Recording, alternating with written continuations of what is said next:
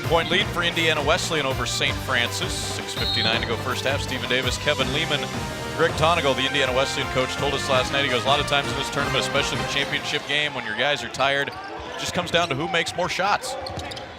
It's not about the plays, it's about the players making the plays. Maxwell blocking Linnup inside, and you're holding a stat sheet that shows Indiana Wesleyan's making a lot more shots right now. Coffey, a three, add one to it. His second triple. Yeah, Wesleyan shooting at 60%, led by Jacob Johnson's 9, and a quiet 8 from Mangus. But they're getting a huge lift off the bench, too, from Grant Smith, Ben Carlson. Okafor picks off the pass, 2-on-1. Mangus banks it in. Is it a quiet 10 now for Mangus? It fits his personality. He seems like a quiet guy. He racks them up, and you don't notice it. We mentioned Elena had that little special, the all-time single-season record holder, and just a freshman. 805 points in his freshman season. Ball knocked loose. White gets to it with a collision. Finds Heinen. Three won't go. Okafor the rebound. Ahead to Mangus. Pull up three. Yes, sir! St. Francis needs a timeout to talk this one over. Kyle Mangus. Warsaw, Indiana. 2 NAIA schools offered him out of high school. He just dribbles up, clicks his heels, and knocks that one through. Nothing to it. And he's doing a great defensive job on Derek Heinen. Now, Heinen, we mentioned, averaged almost 28 a game in this tournament.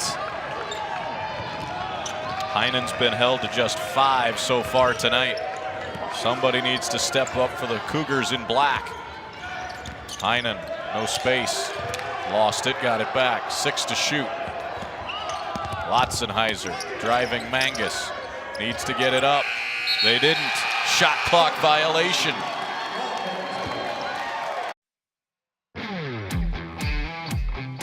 We are at halftime of the NAIA Division II championship game. Indiana Wesleyan with an 11-point lead over St. Francis here inside the Sanford Pentagon in Sioux Falls, South Dakota. Stephen Davis joined by special guest Mark Burchard is the manager of championship events for the NAIA, and that leads to an obvious question, Mark. We're in a new venue this year. First year that the NAIA D2 championship is here in Sioux Falls. How has it gone this week?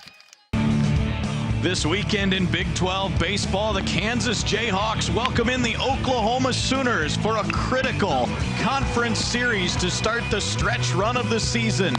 Rain messed with the schedule last night, so today we'll play 2. It's the Jayhawks and Sooners in a doubleheader next.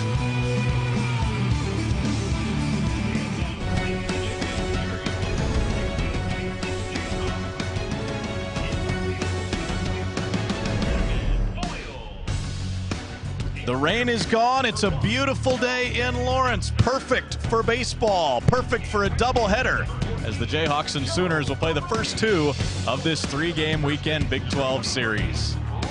Welcome inside Hogan Ballpark with former KU star Kevin Wheeler. I'm Stephen Davis. Kevin, with the rain yesterday, 2 today, what does that do for the guys? Getting so much experience just being a freshman, going out there on Fridays, and looks like a really tough pitcher. Got a good fastball and good over-the-top breaking ball. Maroney hits a drive, though, to deep left. Way back. Get out of here, ball. Joe Maroney, second time this season, he's opened a Big 12 game with a home run.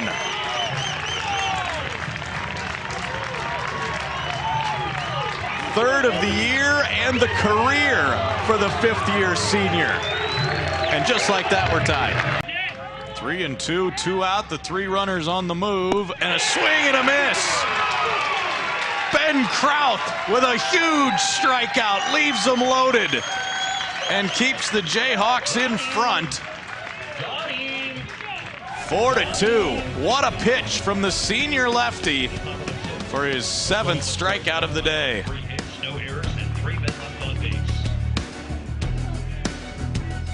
That's right. Wichita State has had an extremely tough schedule this year, and it doesn't get any easier with their midweek. They're playing a lot of Big 12 schools in their midweek games, and as we know, Jayhawks, that's about as tough a competition as you can get.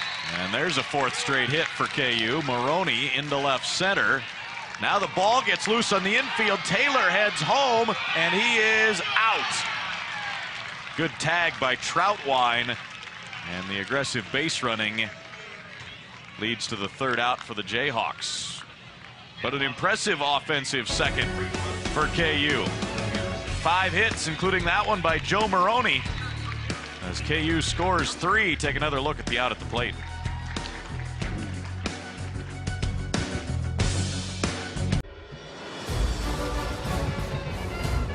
From Baldwin City, Kansas, it's an NAIA Football Championship Series quarterfinal game between the undefeated number 2 ranked Baker Wildcats and the number 8 ranked Lindsey Wilson College Blue Raiders.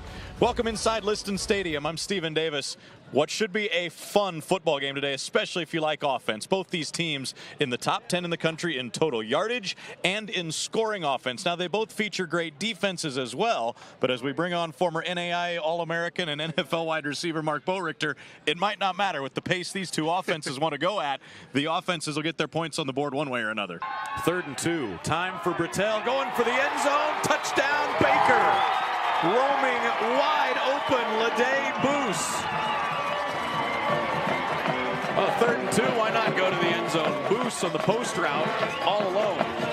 By my unofficial count, 13 different skill players have touched the ball today for the Blue Raiders. And the quarterback Beasley, who, oh, by the way, is only a junior.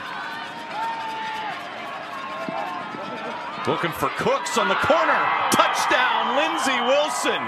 A beautiful throw from Dylan Beasley. Up top to Cooks. And you had mentioned, Mark, 2-score game with 2-point conversions. Chris Oliver right on it, says we're going for 2 here. Cheatham on a sweep left. Can he get the edge? Yes, he gets enough of it to find the end zone. Touchdown, Grandview. I had a feeling they're going to get it to Cheatham one way or another around the goal line. Well, I knew this play was coming. They played this play earlier, except to the opposite side of the field where they shift the tight end and the wing over and just run the jet sweep to the outside to Cheatham and allow his speed to get to the outside and into the end zone. Why does this play work? Is it the blocking or is it Cheatham's speed?